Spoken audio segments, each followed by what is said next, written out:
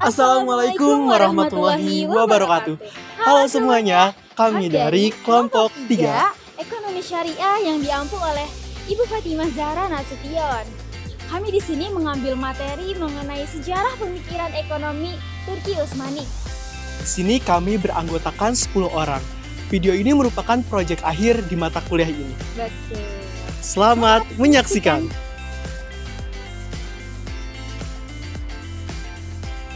Turki Utsmani telah menorehkan goresan sejarah Islam paling agung dengan keberhasilannya dalam penaklukan Konstantinopel yang merupakan ibu kota Imperium Romawi.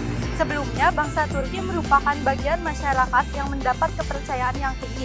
Puncaknya di masa pemerintahan Al-Mutasim sebagai Khalifah Daulah Abbasiyah pada tahun 28 Hijriah.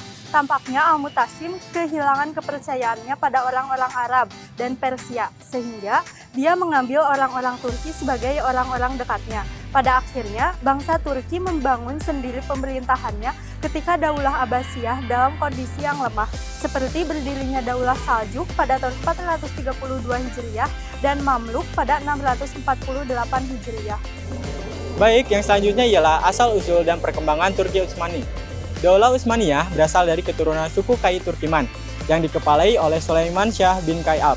Kakek dari pendiri Utsmaniyah, Osman Bil Ertugrul, di masa keturunan selanjutnya yaitu Sultan Muhammad II atau Al-Fatih mampu menaklukkan Konstantinopel yang diubah namanya menjadi Istanbul, berarti negeri Islam. Yang selanjutnya ialah sistem perekonomian di masa Turki Utsmani.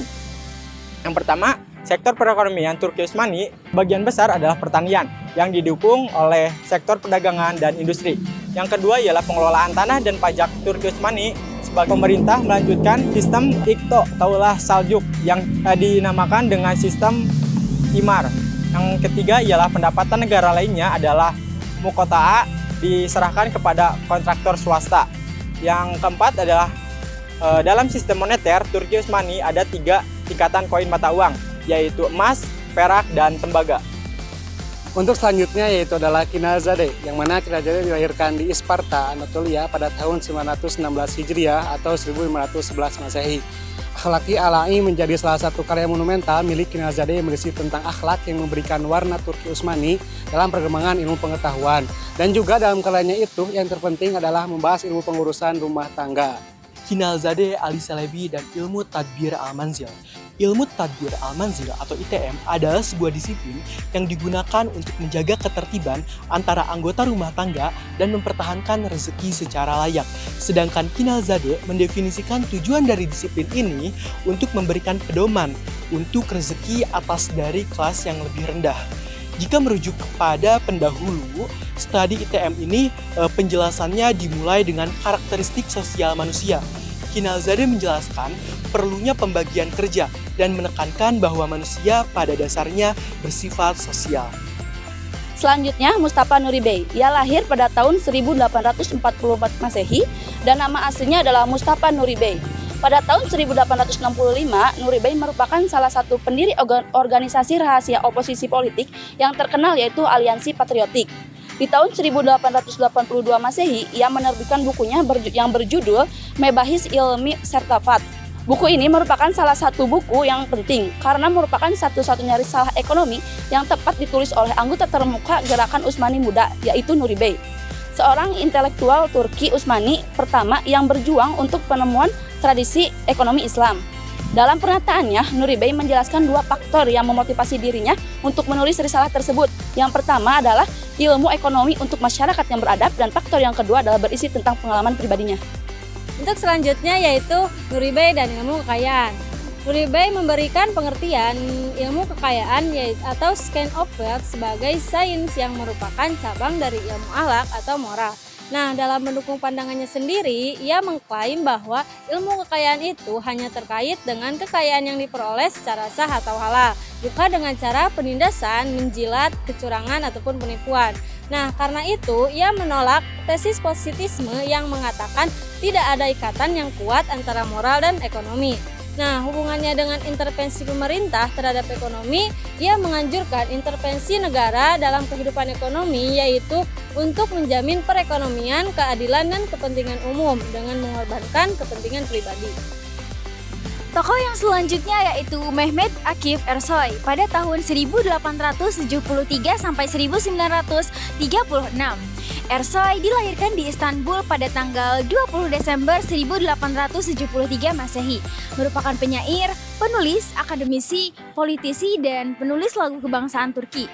Ayahnya yang merupakan imigran Albania yaitu Mehmet Efendi Tahir. Nah, beliau adalah seorang guru di Madrasah Fatih. Ia adalah lawan yang sengit dan terkenal kritis terhadap westernisasi dan sekularisasi negara dan masyarakat yang diikuti oleh rezim Turki baru pada masa itu.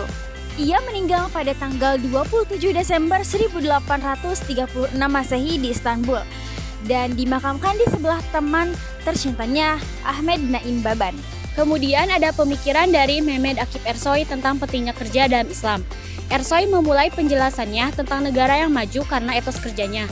Di dunia ini hanya bangsa-bangsa yang telah membebaskan diri dari sikap apatis dan terdiri dari warga yang rajin dan banyak akal yang akan maju dengan cepat dan meninggalkan negara lain. Ersoy juga mengatakan bahwa dunia adalah tempat perjuangan, di mana individu yang aktif akan mengalahkan yang pasif dan akan mendominasinya. Dari sini terlihat pemikirannya bahwa manusia muslim harus menjadikan dunia sebagai sarana produktif untuk memakmurkan bumi dan kehidupannya. Selanjutnya Said Nursi Baiduzaman 1877 sampai 1960. Biografi beliau bernama Said Nursi Baiduzaman, lahir pada tahun 1293 Hijriah di Desa Nurs, daerah Bitlis. Ia adalah anak keempat dari 7 bersaudara, anak dari Mirza dan Nuriye yang berasal dari suku Kurdi. Saudara kandungnya yaitu Duriyah, Hanim, Halimah Hanim, Abdullah, Said, Muhammad, Abdul Majid, dan Marjan. Ayahnya bernama Mirza dan ibunya Nuriye merupakan pengikut tarekat Naqsabandiyah. Berikutnya mengenai konsep rezeki dalam ekonomi menurut Said Nursi Baiduzaman. Baiduzaman mengatakan bahwa rezeki langsung diawasi oleh Yang Maha Kuasa dari kemuliaan dan datang langsung dari pembendaharaan rahmatnya. Ia membagi rezeki menjadi 2, yaitu rezeki yang pertama hakiki dan yang kedua metaforis. Rezeki yang hakiki yaitu rezeki yang cukup untuk bertahan hidup. Yang kedua, rezeki yang metaforis. Rezeki metaforis yaitu rezeki yang karena kesewenang-wenangan, kebutuhan yang tidak penting menjadi penting, dan karena malapetaka kebiasaan dan tradisi, orang menjadi kecanduan dan tidak dapat melepaskannya. Selanjutnya, di antara cara-cara yang baik ketika memperoleh rezeki yaitu mengeluarkannya dengan cara hemat. Menurutnya, berhemat menunjukkan rasa hormat terhadap karunia Allah dan menguntungkan bagi yang melakukannya. Adapun dampak negatif orang yang tidak hemat pasti akan dirongrong dan menjadi miskin dan akibatnya mengemis. Hikmah yang bisa diambil dari pendapatnya adalah bahwa hemat merupakan konsep kecukupan manusia yang harus menjadi pegangan dalam menjaga kelangsungan pembangunan karena ini dijamin oleh Allah sebagai Ar-Razzaq. Maka dapat disimpulkan dalam konsep rezeki badiu zaman bahwa inti dalam aktivitas ekonomi Islam adalah hemat yang harus dilakukan dalam konsumsi, produksi, dan distribusi. Karena itu, ekonomi Islam disebut sebagai iktisad. Permasalahan kelangkaan menjadi inti dari pembahasan ekonomi modern akan terselesaikan ketika konsep hemat ini diterapkan. Tetapi sayangnya, itu tidak dapat terjadi ketika landasannya adalah materialisme, individualisme, dan self-interest. Sekian dari kelompok kami. Mohon maaf atas segala kesalahan dan kekurangan. Semoga bermanfaat. Wabillahi taufiq wal hidayah. Wassalamualaikum warahmatullahi wabarakatuh. Satu kata buat Eksyar. Luar biasa.